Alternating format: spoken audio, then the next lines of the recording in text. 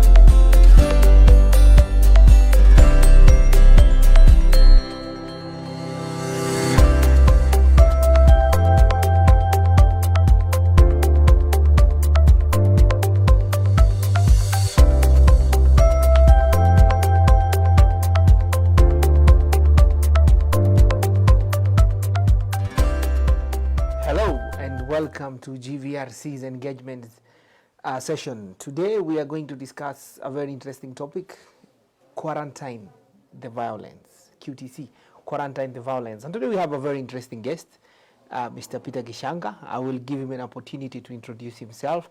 But Peter Geshanga is the founder and director of Masculinity Institute Kenya, which is Maine. He is a trained counseling psychologist and also an elder in the Kikuyu community. Peter has been in this field since 2004, almost 2 decades. Probably most of you watching were around 1 year or not yet born. So he's been in this field addressing issues of GBV for that long. Welcome, Peter. Maybe you can take a minute and introduce yourself to the viewers. My name is Peter Geshanga. I work for Masculinity Kenya as a director. I'm a male champion, as Jaggy has said, and our work is to make Kenya safe for women and girls. Thank you. So we can say every day you wake up, whatever is driving you is to ensure that Kenya is safe, sure, especially for the women and girls. Girls, yeah. Thank you very much. Tell us something about Peter. No, give our time tisha viewers hapa. Tell us something small about Peter. Who is Peter Geshanga, yani, apart from dealing with issues of GBV? When you are not dealing with GBV, Peter ni nani? What does Peter do?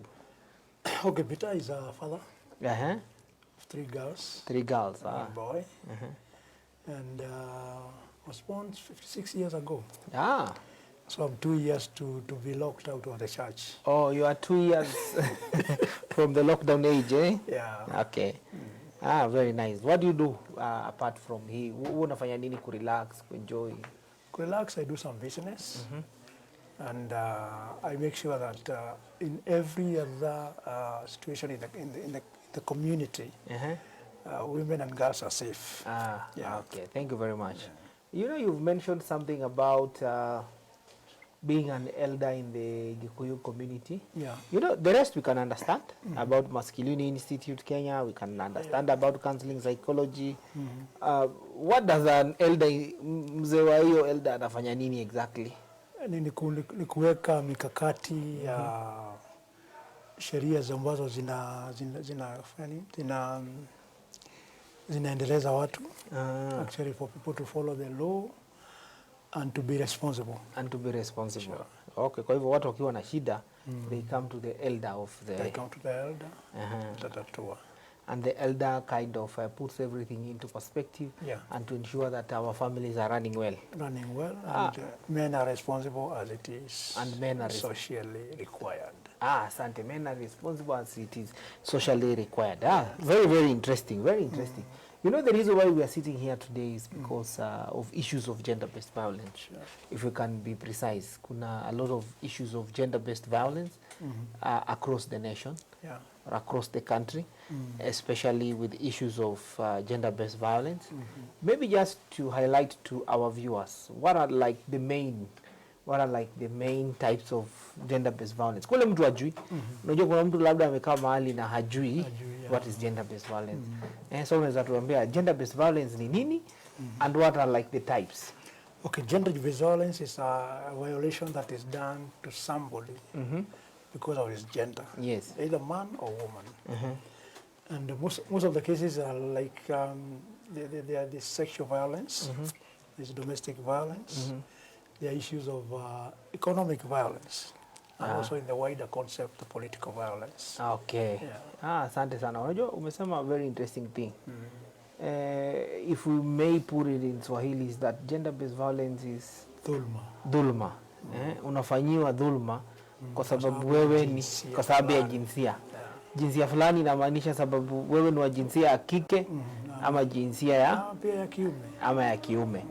Okay, and thank you. I think you have also explained or expounded on some of the topics that we also discussed previously on the types of GBV. So umesema physical, sexual, and economic, okay. And there's also an issue of psychological. Asante. So you've mentioned all these 4 types of violence. Now my question is, now with the issues of saizi kuna corona. Maybe to start with how you responding to corona? How is corona affecting you as Peter, first of all? I'm quarantined at home. You are quarantined at home. Working from home. 2, it's like now the children are home. I know they would want things their own way. Okay. So there's a lot of confusion. There is confusion. The children wake up but they don't go to school. They have been in boarding. Others are in college, but now they are at home. Now everybody is at home. It's at home. Yeah, thank you. Now, Peter, with the corona, first of all, tell us, how are you responding to corona? Corona inakupelekaje? Corona sasa imetuweka kwa nyumba. Also with the issue of curfew.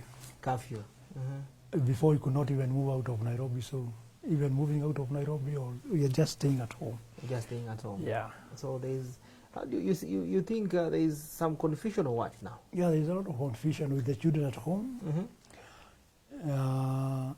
and that limited time in the house. Okay. There's a lot of confusion. There's a lot of confusion even for you as a person. You know, we used to see them go back to school, go back to college, and now they are there, and they are doing everything within the house. They are doing, okay, so everything has been centered within the house, there is a bit of confusion even for you as a champion, or also for you as a person. Yeah.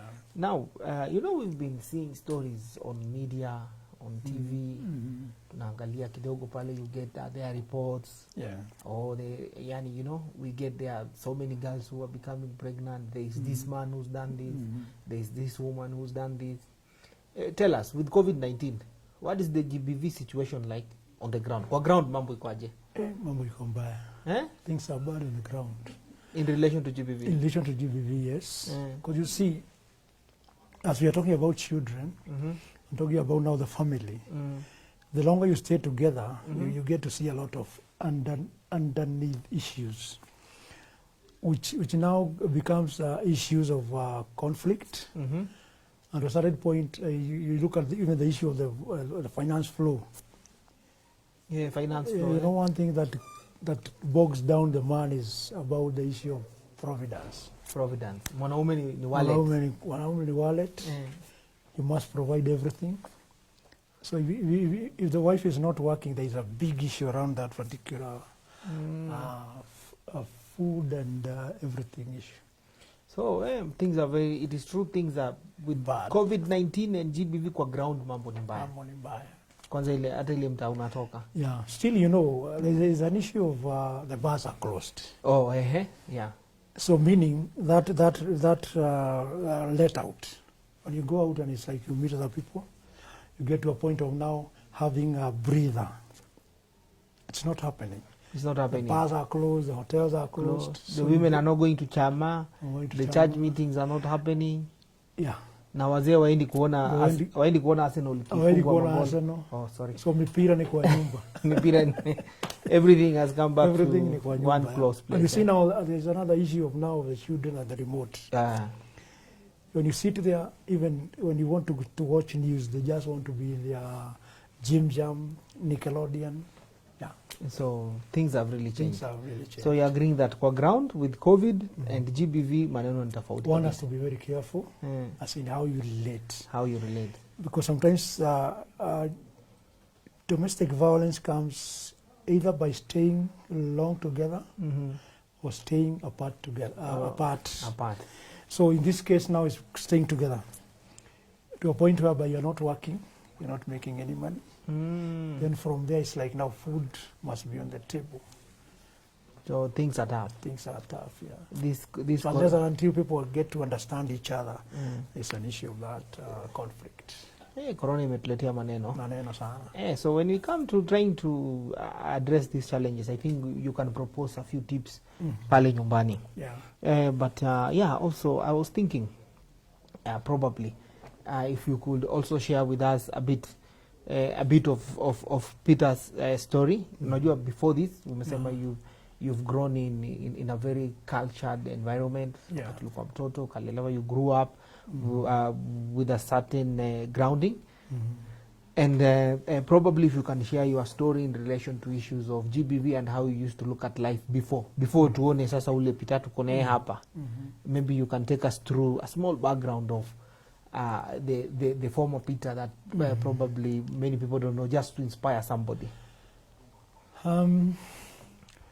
As I said, I was born 56 years ago. Yeah.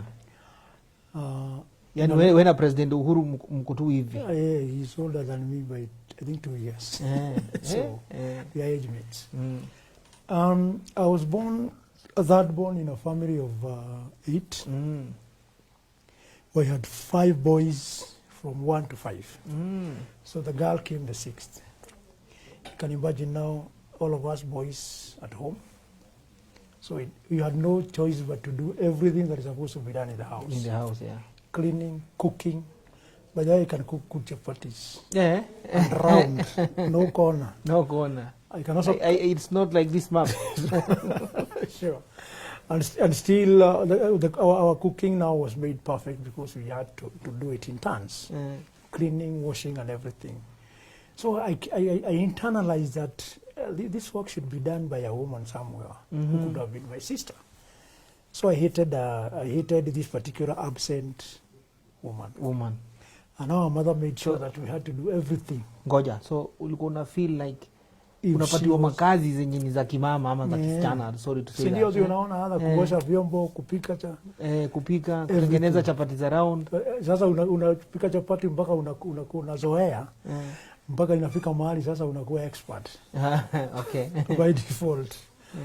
So when we used to live like that and to every day, I came to internalize that somebody should be here as my sister doing a lot of these things. And now being that we were now all boys, and our father, our mother was the only woman in the house, and she's now putting pressure for us to do all these things.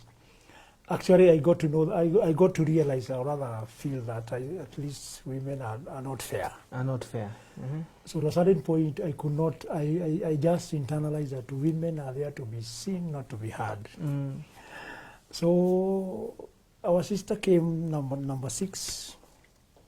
And then from there, number 7 was also a sister, and then number 8 was a sister. So now, it's like now, before now they grew up, we had to continue doing all these house chores. So in me, the Kikuyu in me, is that now I felt I'm being violated. But to one point is that now I hated women badly. Actually, Bedmo was the first MP in Dagoretti, woman MP in Dagoretti. Bedmogo, And I was like, we should not vote a woman. But there came a time now when I interacted with the community, did my counseling, psychology training. Then from there, I started seeing things differently. One point I met an organization called Men for Gender Equality Now that came to our community. And to your information is that I argued with them very much. that issue of we cannot be equal. We cannot be equal. How can we be equal with women? So my perception now of women should be only be seen, not to be heard. Now we argued, and I got some people who now talk to me from there. I joined the organization, and then from there I started now viewing and seeing things differently.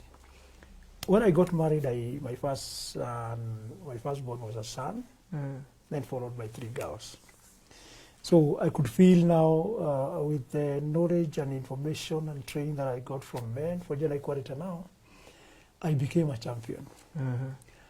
And I actually, from 2005-06, I led the national team of rapid response on issues of gender-based violence. Okay. We did a lot of work. We rescued a lot of children.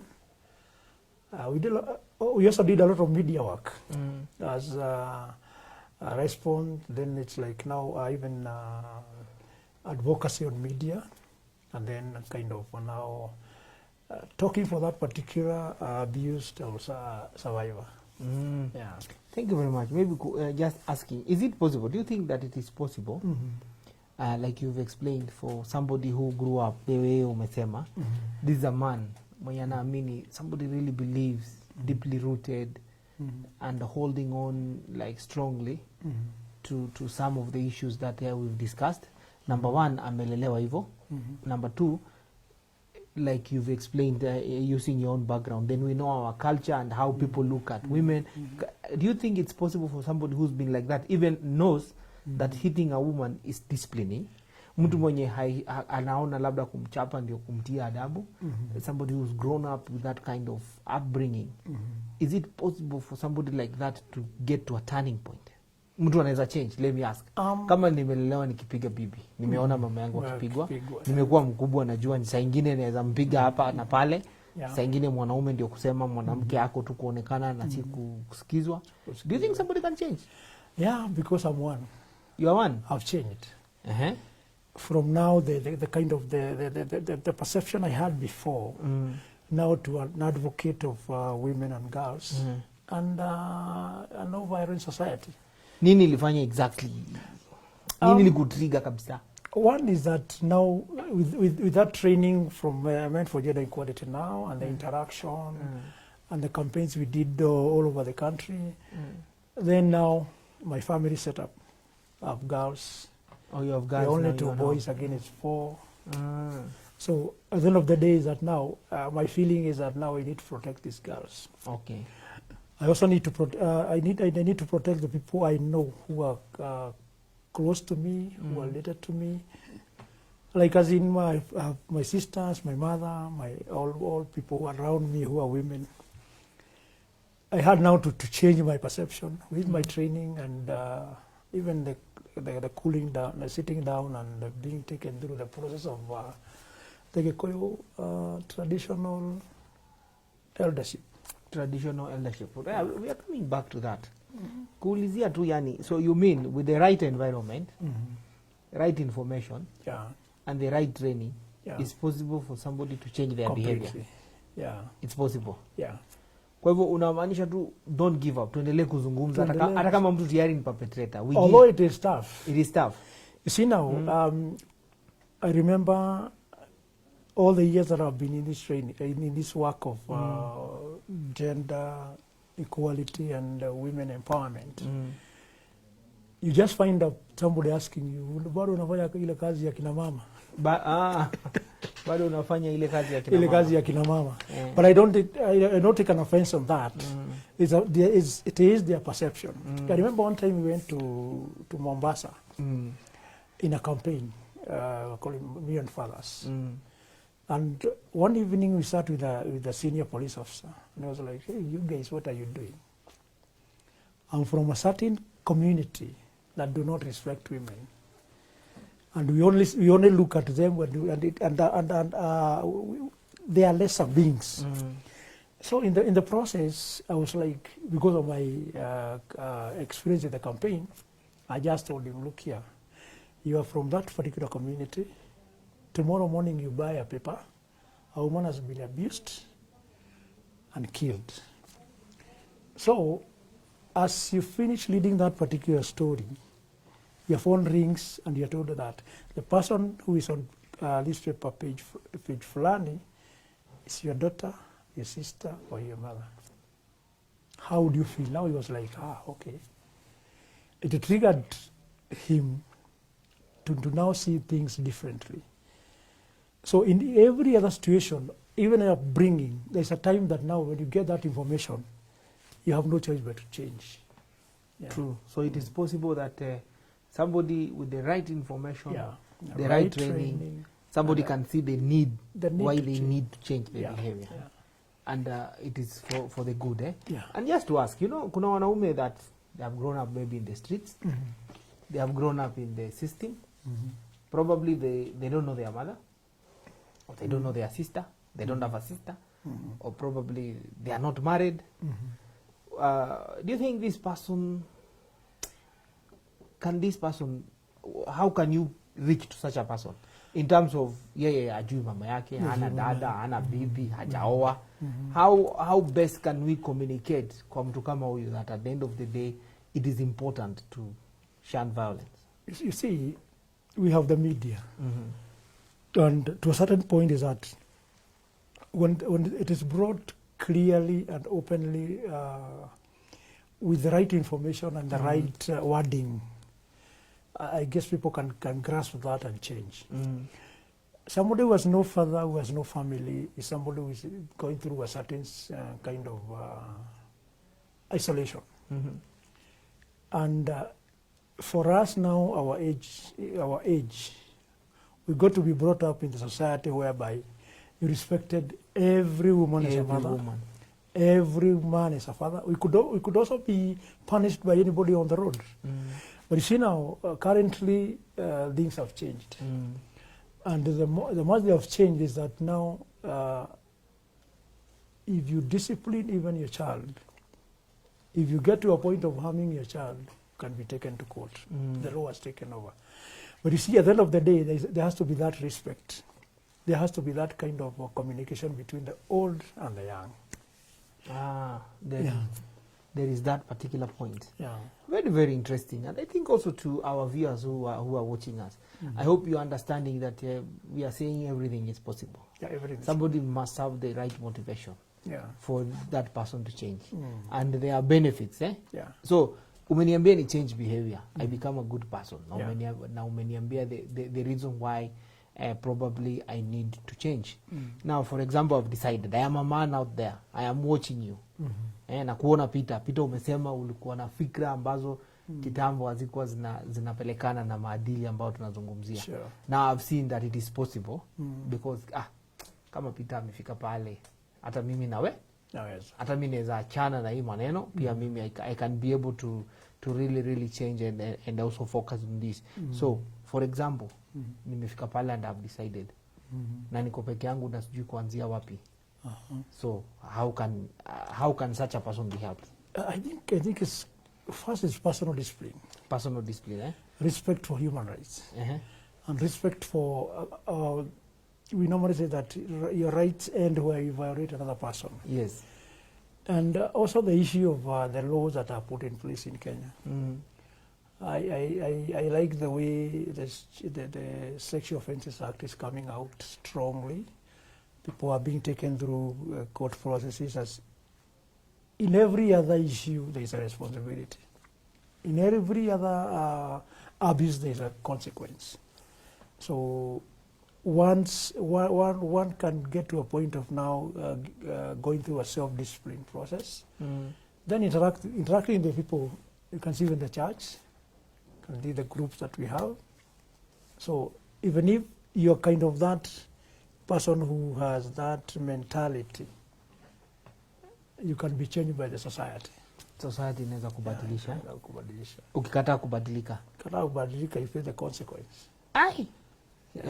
Society itakubadilisha. I think I like that. Yeah. And also just the point that you've brought in the issue of your biggest motivation should be the issue of human rights.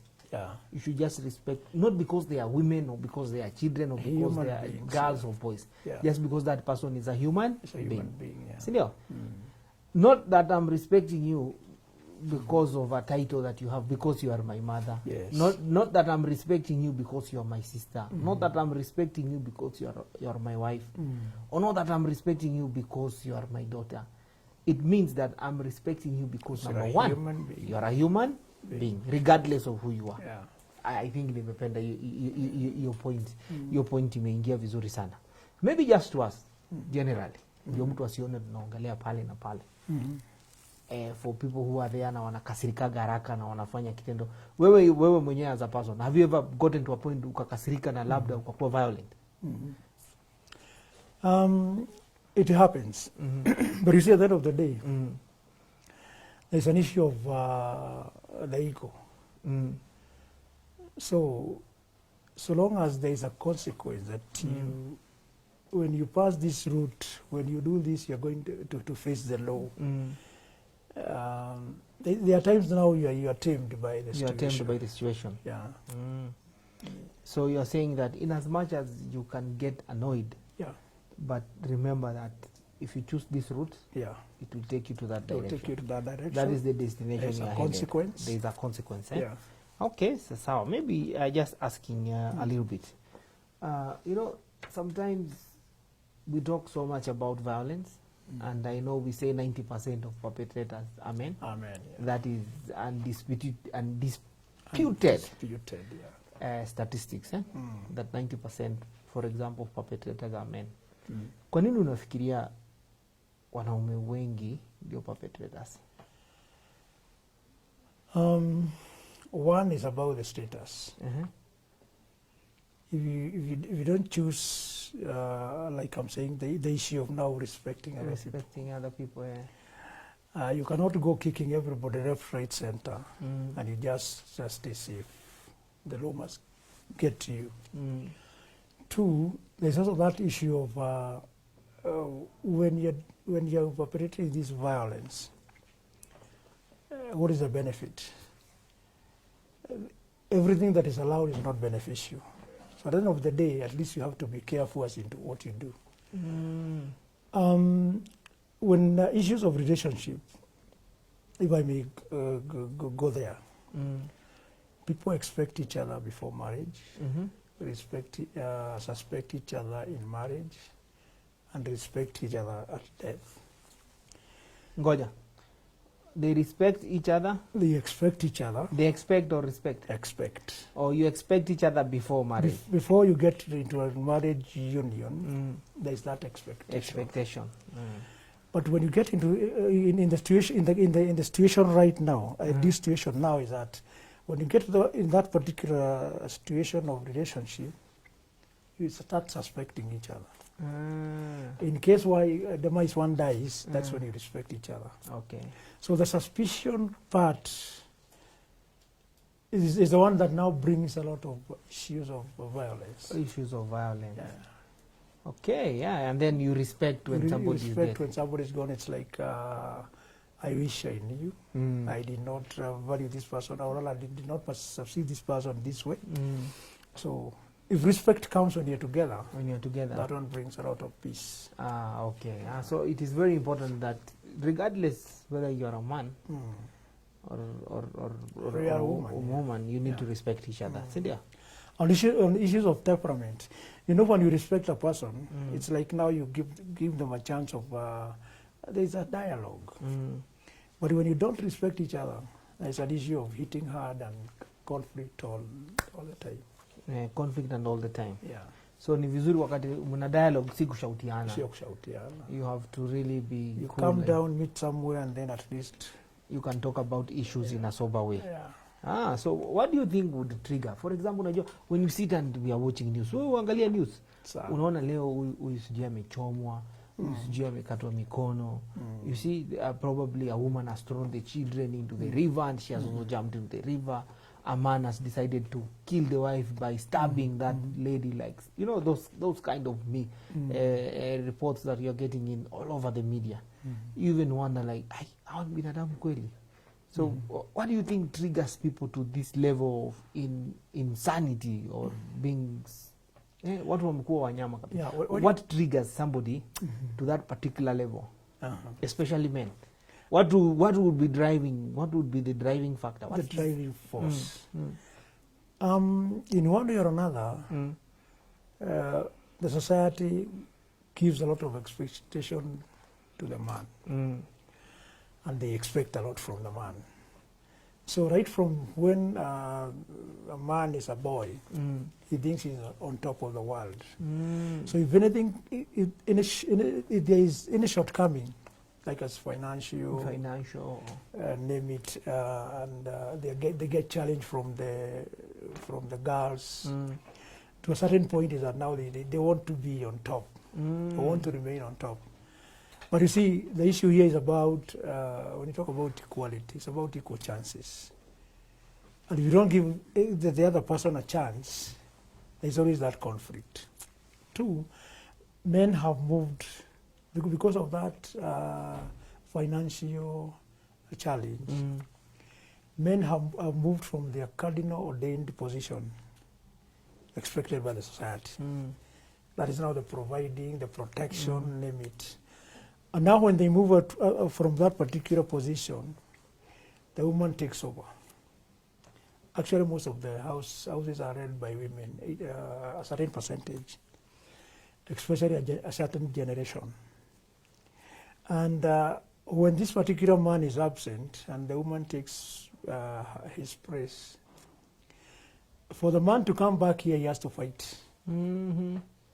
So the conflict comes now when the man wanted to be seen as in providing, protecting, but then the whole thing is that, like, as in he's challenged. There's a shortcoming. You know, during our days, we used to marry a woman who is working. She had to resign. But today it doesn't happen. Today that's not happening. And that is where now you get the issue now of divorce. Because now if you force somebody to resign, it's like, I better keep my job than keep the relationship. So you find out that's where now the issue now of the man providing and putting now to put everything down for him now to remain on top. Because now that's also a financial violence. When somebody is forced to resign because she's married. Yeah. So you are saying most triggers nearly do that men still want to feel in control. Yeah, in control, superior. Like you're superior and you're still the head. So can you still be the head hata kama umesota? Hawezi. In the current situation, hawezi. You just have to give in and agree. You can burudia kwanza. You have to give in to the situation and pressure. Accept reality. Accept reality, sure. Sema it is what it is. Sina. Na ukikosa inamaanisha wewe si mwanaume. Bado wewe ni mwanaume. If only you can now get to a point of now getting to that understanding and dialogue. Yeah. You just need to dialogue to avoid violence. And men can change. Men can change. Tunaweza sota kwa amani bila kusumbua wengine. Bila kusumbua wengine ama kuwadhulumu. Unasota tu yako baridi na hakuna vita na mme dialogue and you are still a man. Not that your position will not be taken. When you ambia hii story unaweza can you sell this to the people of our people of Dagoretti? Yes, I can. You see, when reality strikes, you have no choice. Like right now, it's COVID, there is no money, there is no job. There's no money, yes. Do you move from home? Do you kick everything in the house? Now you have to just to lie and relax, and it's called swallowing that humble pie. And hope for the best, eh? Yeah. Things will change, eh? Things will change. Thank you very much. I think it's, Leo umenipatia a very important perspective, which I hope also for our viewers that an empowered woman does not mean a disempowered man. But by the way, or empowering men of quality do not fear equality. Hey, sema tena. Men of quality do not fear equality. Hey, okay. Men of quality do not fear equality. For the viewer, umesikia hiyo, this topic of today, quarantine the violence, tuko na quote moja, men of quality do not fear equality. Kabla nijifunge na hiyo statement, unasema nini exactly? What does it mean? Nasema if you are a gentleman, you don't fear a strong woman. You don't fear a strong woman. You don't fear. As long as there is respect. And you don't even fight. You don't feel threatened by that, the strength of a woman. Okay. Yeah. Okay, nice. And you know now, for some older people, ambao umesema, older people walizaliwa wakalelewa, we are trying to give as much training and information to ensure that some behaviors start changing and they embrace dialogue and they know how to control their temper. Sindio? Na mtu akiteleza imaanishi yeye sasa kwisha. You have to withstand. You can wake up, dust and move. Yeah. And commit to start again. Sure. That is good, but tunaweza sema at some point, najua ni wazee. What about now the boy child? Can you tell us, the boy child been forgotten in all this? Or, you know, ama kijana atahitaji kuchange any behavior yako tu sawa? The situation demands behavior change. Because at the end of the day, we are having powerful girls, we are having powerful women, we are having women with a fat wallet. So the same case of when now people get together is an issue now of understanding. Understanding that you are at whatever level, that does not change you from a man. You remain a man even without money. Okay. Not issue ya kusema wallet. Yeah. Mwanaume ni utu. Na wakati wa quarantine, kenye tuna quarantine ni violence. Yeah. We don't want to see any violence. Not see any violence. Okay. So how you know, how can you mold a child into a respectful adult? Who ni boy child? How can you work on issues of mentorship around the boy child to ensure that they...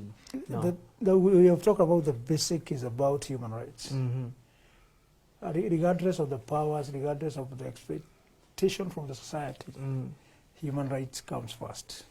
And when you respect human rights, there will never be violence. Yeah. So what you are saying is, for the boy child, akiwa mdogo hivyo, it's possible to have a violence-free society. Kwa sababu ukimfunza akiwa mdogo to respect women, to respect girls and see them as equal human beings, and embrace equality, basi inamaanisha hapo mbele hakutakuwa na violence. We ni mjanja. Sio ujanja, ni ukweli. Ndio nimesema, that's a very smart point. Sure. Ni ukweli that we start working also on our boys. And the best way, from your own experience, do you think you can talk to your children to respect women, to respect girls, and in the house you are not doing the same? Yes, it's very easy. Na wewe kwa nyumba ufanye hivyo?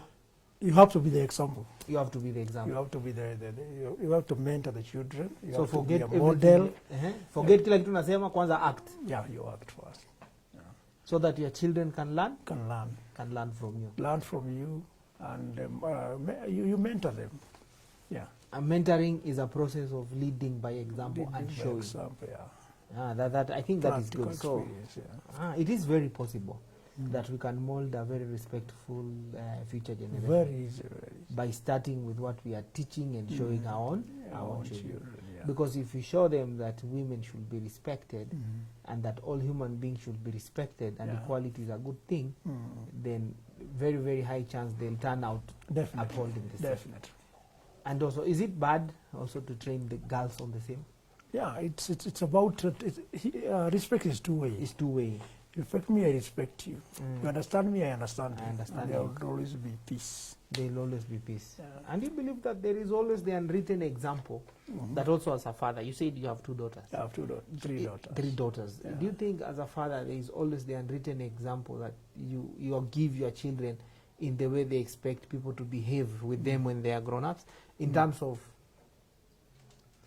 if they get somebody to marry them and that person behaves exactly like you, then they are okay. So the only challenge is, if you are violent, even if they get a violent person, they'll be like, I see so much of my father in him, so there's no problem. Yeah. But if you are a strong person of respecting people and upholding human rights, they would want to have somebody like that. Definitely. And you see, the issue here is about now learning from the example and the environment. And the issue of the whole environment. Environment, yeah. If there is violence, people will go the violent way. But at the end of the day, the consequence. You know, before people were not being taken to court because of fighting in the house as in domestic violence. This time around is that a husband is taken to court because of violating the wife. So with the laws that are in place right now, I think things are changing. Yeah. So we have laws in place that are ensuring we behave. Yeah. What do you think of a society where we don't need laws to help us behave? Inawezekana? Unajua tumekuwa wabaya. That would be a very violent society. Yani tumekuwa wabaya mpaka tunawekewa sheria ndio to behave. Tuwezi behave tu bila sheria. Sheria lazima. Ukitoa sheria ni ukitoa sheria sasa inakuwa kila mtu ni mnyama. Kila mtu kivyake. Okay, so I think it is important that people know that you will be held accountable. Sure. Kwa kile kitendo unafanya. Consequence. You face the consequence. Every action has a consequence. So it is. I think it is very, very clear that the way you behave may lead you also in troubles. Yeah. Sure. So what are you doing to support men? Pale Base, through Maine, through other networks. I know we work together through Femnet and other places. What are you doing? What we are doing is that we are talking to men. If I can respect women, why not you? Then there's an issue now of bringing in the picture their own. Your daughter. If you want to touch a man's heart, if you want a man to riot, just play with the mother, or the daughter, or the sisters. You'll get the wrath of a man. So we want men to internalize that they have women around them who needs their protection. Yeah. Who needs their protection. Yeah. So you would like, so right now that's how you're engaging men, appealing to their emotional side. Sure, yeah. What about reminding men that ada tupatie jina mbaya huko nje, in terms of if you do something, we are also coming for you. Are you telling men the same? That ukipatia msichana mimba, we are coming for you. Ukipiga bibi yako, sisi wanaume wengine, we are still going to come for you. That's what we do every day. You have to be active bystanders. Even in the issue of striping, we were out there. We demonstrated and protected these women. I remember seeing you. Yeah, we were demonstrating and protecting these women. By the way, who says who is well dressed or badly dressed? Was it? Do we leave it to the touts in town, whereby they can even pull out a bui woman to see what she is hiding? So for that, we need to have a society that is sober, a society that respects people. Yeah, a society that respects people. Yeah. So you're also reminding other men that we will still come for them if they break the law. Definitely. You see, we have also made some arrests. You know, there are 3 arrests in Kenya. Administration, although now the administration are now working with the police, and there is a citizen arrest, whereby you see somebody violating or rather abusing somebody, you have the right to mobilize the people who arrest this particular person, then take them to the police for rearrest. But you see, what is happening is that people take suspects to the police, but they don't support the police. For us, we are doing it, and we've done it. And you've done it. We've done it, yeah. And for those men that want to reach you, see how you can work together. Utakuwa unawaambia how they can reach you as we near the end. I know we are heading towards the close, but there is this part that we had discussed, lakini siko ndani. How can you balance? Ulisema wewe ni mzee wa Kikuyu, Agikuyu elder. Council of Elders. Yeah, Council of Elders. Ndio kiamama ndio. Sijui ndio kiamama ndio gani? Ama kiama ni kitu tofauti. Ndio kiama. So Kikuyu Council of Elders. And I know there are traditions that we've brought forward. There are traditions we've carried. Kuna vitu tunaita ni zetu, ni za culture. Yeah. So how do you balance between culture that is good, you see, and culture that is bad? There are those archaic cultural practices. Those ones we are dropping. You know, when our grandfathers were growing, they used to beat women as a sign of control and power. What is Kiama saying right now? Kiama says that you shouldn't. Ngoja. He shouldn't beat a woman. Shouldn't beat a woman. By the way, when you can never become a KEMA member without being married.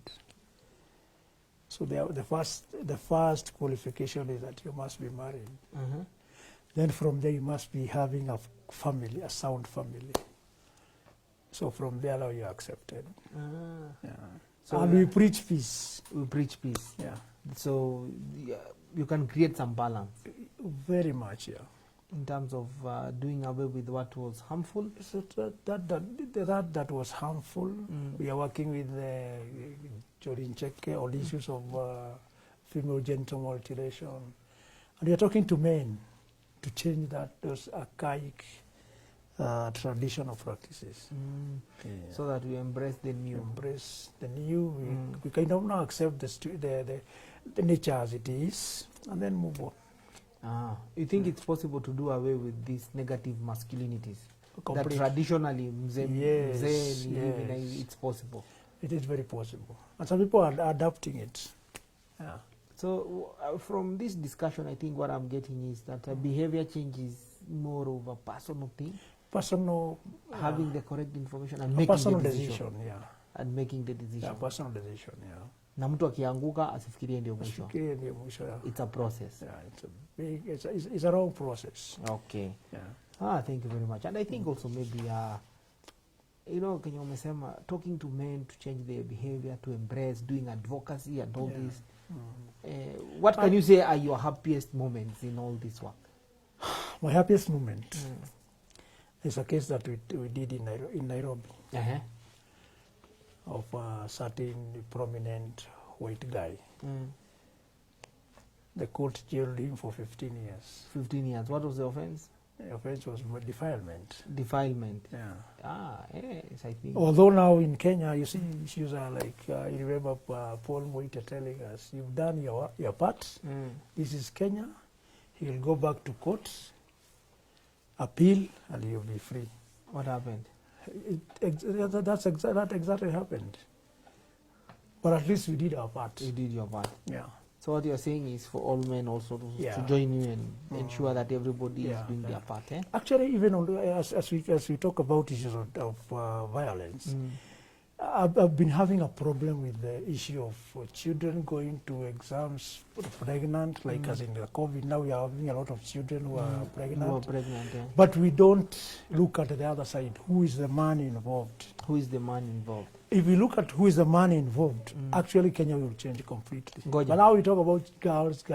We don't talk about the you see this camera. Talk to that. Talk to that man like. I'm saying Kenya should take responsibility to protect the girls and get this particular man who was involved. Who was involved? If we get two of these particular men, we are following the case of Muranga.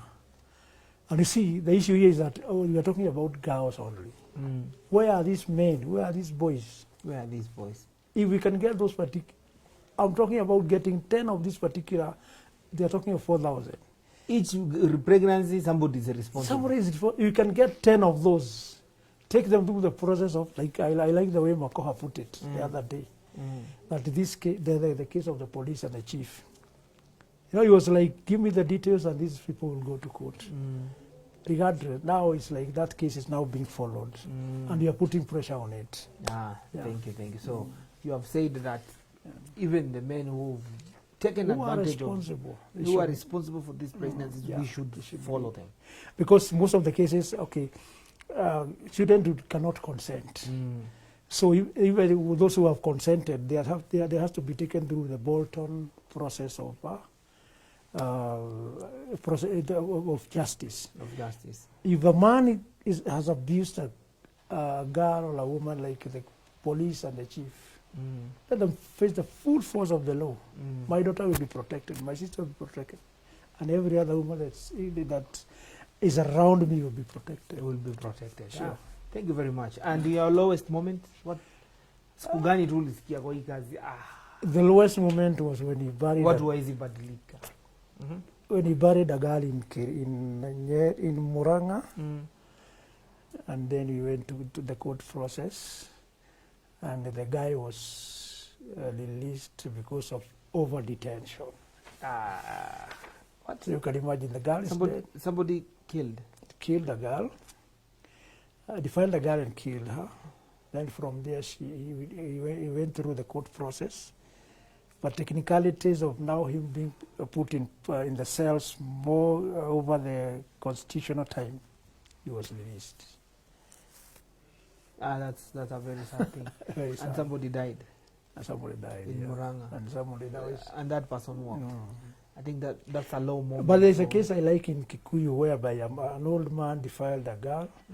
Then when he came out, okay, he was bailed out, and he went through. He appealed, and then he was released. When he went to Kiambu, the community reacted, and that is why I'm talking about the issue of being active bystanders. This person should not live in our society. He did this regardless of the court process. We don't care, but he has to move. So the guy actually died after now he could because of the isolation and the stigma. He died. He didn't survive. Yeah. Yeah. So I think that one is quite heavy. So yeah, thank you, Peter, for illustrating that you can come from a very dark point. Of not believing in equality, not believing in equal respect for both men and women, especially for women, to being a champion like you are and the amount of work that you've done. Na nikidhani hii kazi ni kubwa sana. So how can men who want to join you reach you? You can join me. I have my number. I'm on Facebook. You are on Facebook as well? I'm on Twitter, Peter Gishanga. Oh, you are on Facebook as Peter Gishanga. Peter Gishanga. I'm on Twitter as Peter Gishanga still. Yeah. Twitter at Peter Gishanga. Twitter at Peter Gishanga. So they can still join you and join the movement. Yeah. Okay. Thank you. And they can also reach to us. We can also have the main. We have a Twitter. Okay, Masculinity Institute. Yeah. Masco Kenya. Masco. Yeah. Thank you. So what we are trying to do is build a movement. A ground soldiers, we want to pull together as many champions as possible. Yeah. Hata kama ulikuwa unafanya zile vitu zenye hazikuwa mzuri, zilikuwa otherwise. What we are doing is calling on you, join us. Join us, join Peter, join somebody else so that we are able to have a team, a very long team, like a chain of champions. It is possible to change. Behavior change is possible. We can be able to do this. You can become from being somebody who didn't believe, from being a perpetrator to being a champion. Sure. And I think we are open and ready to work with you. Now, Peter, for example now, what is your parting word? Kwa wale wanaona hii kitu ni kama still foreign. My parting word is that every man has a responsibility of protecting women and girls. That particular girl might be your daughter. That particular woman might be your mother, might be your sister, might be your auntie, or even your grandmother. Actually, we went for a funeral of an old woman of 110 years, raped in Muranga and killed. So I would say even the dress code is not an issue. Because how is an old woman dressed for or calling for rape or wanting to be raped? How as a kid of 4 months, how do they dress? So the issue is about, we have people in Turkana who go naked, we have people in Mombasa who swim, and nobody has ever tried to rape them or defile those children. It's my responsibility, it's every man's responsibility to protect and to have that kind of mind switch to, I don't know how I can put it, to respect women and girls. Yeah. Thank you very much. Thank you, Peter. And I think from our end, in this our topic today, lot tulikuwa tuna quarantine the violence. In quarantining the violence, I think I cannot add more to what Peter said. It's just to remind all of us that even if times are tough, and even with COVID-19, and we are still having a lot of issues of lockdown and issues of quarantine and curfew. I think what we should be locking out there, what we should be quarantining is all forms of violence. And it's not too late. Don't wait until somebody dies. Don't wait until you kill someone. Don't wait until things go south so that you decide to make a decision or regret, oh my God, I wish I knew. This is the opportunity, and we are telling you right now that things can change. things can really change. You can join us, you can join Peter and other group of men, you can join us GVRC to ensure that we address this issue of GBV. You can also become a champion. And what we are saying is that we are not happy with the labeling and the increasing incidences of gender-based violence. Be sure that if you break the law, we want the law to take its course, and we'll also be coming for you. Remember, you can reach GVRC through, when it's an emergency, through our toll-free number 0800 720 565. We'll make sure that it's written somewhere here. 0800 720 565 is our toll-free number. You can also reach us through our Facebook page. You can DM us on Facebook, DM us on Instagram. On Facebook, it's Gender Violence Recovery Center, Nairobi Women Hospital. And on Instagram is still the same, Gender Violence Recovery Center. DM us, we'll be able to get back to you. If you have any questions, still DM or give us a call. It was nice having you here. And this session was proudly sponsored and powered by UN Women. And we still endeavor to continue engaging with you. Thank you very much, and see you next Wednesday during another interesting discussion. Stay safe, remember to sanitize, and keep yourself and your families okay until you meet again. Thank you.